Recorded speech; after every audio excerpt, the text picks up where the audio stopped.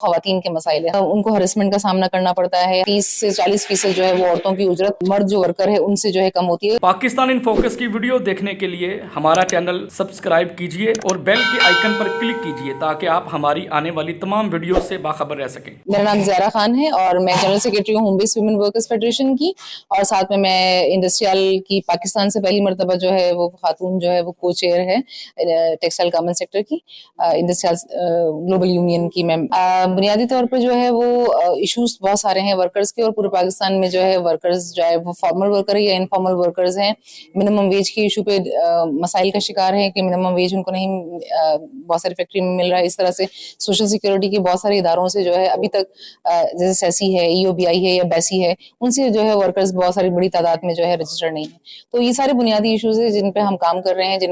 जिनको जो है वो हम हर गाय बगाए जो है वो रेस कर रहे होते हैं। लेकिन बुनियादी चीज इसमें ये चीज आती है कि जिसको कभी हम डिस्कस नहीं करते हैं, वो खवातीन के मसाइल है। खवातीन की तादाद जिस तेजी से बढ़ती जा रही है काम की जगहों पे, काम के डिफरेंट जो सेक्टर्स हैं उसके अंदर उनको हरेसमेंट का सामना करना पड़ता है। Harassment in terms of everything, जिसके अंदर जो है वो मिनिमम वेज उनको नहीं मिलता, बल्कि यहाँ पे कहा जाता है कि 30 से 40% जो है वो औरतों की उजरत मर्द जो वर्कर है उनसे जो है कम होती है, हालांकि सेम काम कर रहे होते हैं। सोशल सिक्योरिटी के किसी इदारे के साथ इनको रजिस्टर नहीं किया जाता है। ये 2010 में एक जो लॉ पास हुआ था उसके नतीजे में जो है हर काम की जगह पे एक एंटी हरेसमेंट कमेटी होनी चाहिए, वो तक यहाँ मौजूद नहीं है। लेकिन ये है कि स्टेप बहुत सारे लिए जा रहे हैं और काम कर रहे हैं। जैसे न्यू लॉज आ रहे हैं, जैसे होम बेस्ड वर्कर्स का लॉ इंट्रोड्यूस हुआ सिंध के अंदर खास तौर पे, फिर इसके बाद पंजाब ने और बलूचिस्तान और खैबर पख्तूनख्वा ने भी इसको अप्रूव किया, और इसके अलावा इनकी रजिस्ट्रेशन का प्रोसेस शुरू हो गया है। इसी तरीके से एग्रीकल्चर वर्कर्स के जो मसाइल हैं जो काम कर रहे होते हैं खेत के अंदर, मुख्तलिफ मसाइल हैं। तो इन सारे इश्यूज के हवाले से जो है वो हम समझते हैं कि वर्कर ये तमाम इश्यूज उस वक्त सॉल्व होंगे जब वर्कर इत्तेहाद से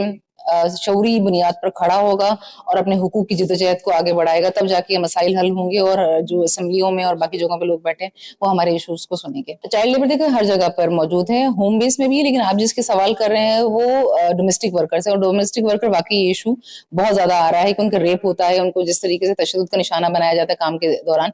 मैं ये समझती हूँ कि लॉ बहुत स्ट्रिक्ट होने चाहिए कि जिसमें एम्प्लॉयर्स जो भी हैं या जो भी उनके मालकान, जिसको ठेकेदार भी कह सकते हैं, आप मिडल मैन कह सकते हैं, क्योंकि अब टर्मिनोलॉजी बढ़ती जा रही है, उन सबको कानून के दायरेकार में लाने के लिए जरूरी है कि इनकी रजिस्ट्रेशन जो है लेबर डिपार्टमेंट में होने की जरूरत है। साथ में जो वर्कर्स हैं उनकी तादाद कितनी है, गिनती कितनी है, उसको हमें बिल्कुल पता होना चाहिए कि डोमेस्टिक वर्कर पाकिस्तान में है तो कितनी तादाद है इनकी, कितनी औरतें हैं, कितने इसमें मर्द हैं। इसी तरीके से अगर होम बेस्ड वर्कर हैं या फैक्ट्री वर्कर्स हैं तो तादाद कितनी है। तो ये डेटा जो बुनियादी चीज है कि डेटा, कोई भी अगर पॉलिसी हम बनाते हैं या कोई भी हम अगर काम को बेहतर करना चाहते हैं तो डेटा बहुत जरूरी होता है इसके अंदर। और पाकिस्तान का फॉल्ट ये है हमारे यहाँ कि हमारे पास किसी चीज का प्रॉपर डेटा मौजूद नहीं है। हालांकि किया जाए, काम किया जाए तो हो सकता है, तो डेटा की जरूरत है हमें, प्लस इस तरह के लॉस की जरूरत है कि जो स्ट्रिक्ट करें, बाइंडिंग हो, जिसको आप कहते हैं, कह सकते हैं कि बाइंडिंग होनी चाहिए कि इश्यूज रिजॉल्व हो। तीसरी बात ये है जो मैंने पहले भी कहा कि एंटी हरेसमेंट कमेटी काम की जगहों पे होनी चाहिए, और ये प्रोसेस इतना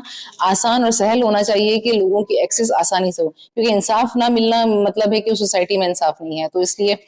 जो इन्फोर्समेंट एजेंसी है उनको ठीक होने की जरूरत है। देखिए फेडरेशन हम ट्रेड यूनियन है, तो ट्रेड यूनियन जो है हम तो आवाज उठाते रहते हैं, और जहां जहां हम समझते हैं कि इसको ठीक होने की जरूरत है कवानीन को, हम उसमें अमेंड भी करवा रहे होते हैं। तो मैं क्योंकि सिंध से हूँ तो सिंध में हमने बहुत सारी अमेंडमेंट करवाई हुई है, और इस तरीके से पंजाब और बाकी सूबों ने भी अपनी अमेंडमेंट्स लॉज के अंदर करवाई हुई है। देखिए इकोनॉमिकल कंडीशन है और लॉ के अंदर क्लियरली लिखा गया बच्चा कौन होगा और एडोलेसेंस कौन होगा, सिर्फ इसको इम्प्लीमेंट करने की जरूरत है, इसको मानने की जरूरत है और इसको एक्सेप्ट करने की जरूरत है। इसमें एक गवर्नमेंट का सबसे बड़ा रोल होगा, रियासत का हमारा, कि यहाँ पे जो सोशल सिक्योरिटी है कि अगर कोई जॉबलेस होता है तो उसको जो है सोशल सिक्योरिटी एक खास मंथ तक देने की जरूरत है कि ताकि वो नई जॉब ढूंढ सके, जॉब अपॉर्चुनिटीज को लाने की जरूरत है। तो बुनियादी तौर पर रियासत का और हम सबका मिलकर काम है कि अगर हम नए वेन्यूज नहीं देखेंगे, नए वेन्यूज नहीं बनाएंगे लोगों के लिए, तो इस तरह की चीजें जो है वो कभी खत्म नहीं हो सकती हैं।